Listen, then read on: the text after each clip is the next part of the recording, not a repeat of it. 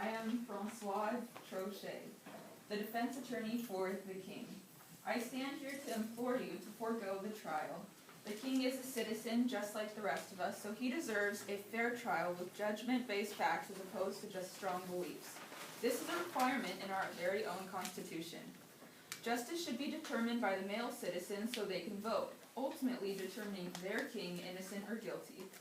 The vote should be national because here the National Convention is an inappropriate place to hold this court and it doesn't include the consent of the people. If there must be a trial, the king should be exiled, not executed.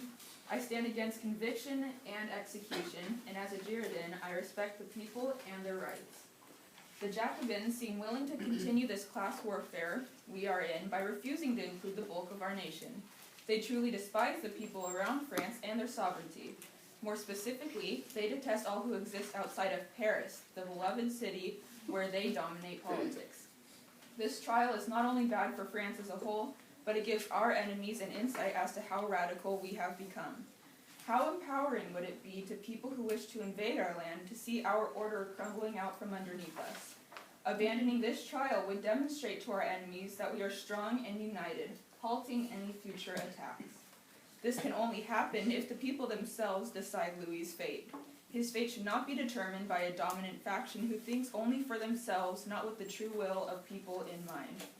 In all French citizens have the right to determine the fate of our king, not just a small convention of influential names. If you go through and execute the king, you must have not considered the long-lasting effects that it will have on all of France. Let us not weaken our beloved country. Girondins, you're supposed to be